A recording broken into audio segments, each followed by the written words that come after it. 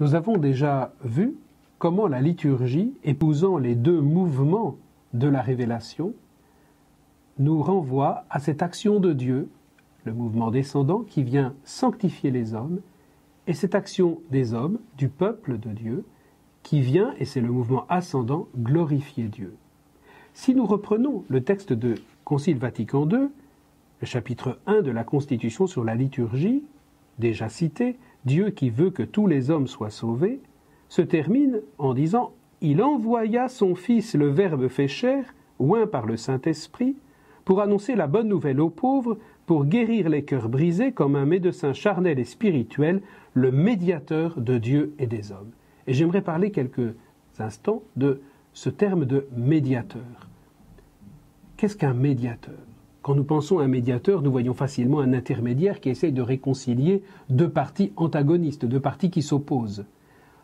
Quand nous disons que le Christ est médiateur, nous disons qu'il unit parfaitement l'homme et Dieu parce qu'il est en sa personne homme et Dieu. Il n'est pas simplement un intermédiaire qui vient réconcilier de l'extérieur. Il est à la fois homme et Dieu et se concentre en lui ce mystère d'alliance entre Dieu et l'homme dans sa propre personne qui réunit la nature humaine et la nature divine. On ne pouvait pas imaginer communion plus grande. Voilà pourquoi il est appelé le médiateur de Dieu et des hommes.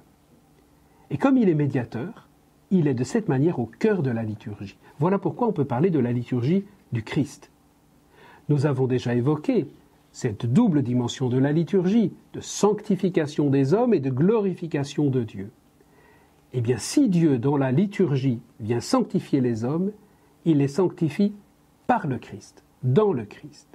Et si dans la liturgie, les hommes peuvent glorifier Dieu, l'appeler Père, tourner les yeux vers lui, l'appeler en toute confiance, c'est parce que le Christ, comme médiateur de Dieu et des hommes, se trouve toujours au cœur de cette relation. La liturgie chrétienne, c'est d'abord la liturgie du Christ.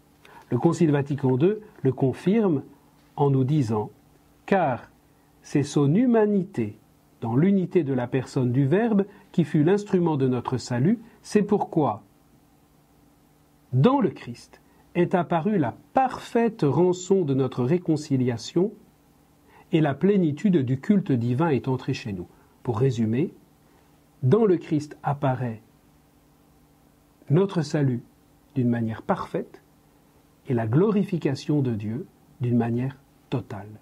Et nous retrouvons encore ces deux dimensions.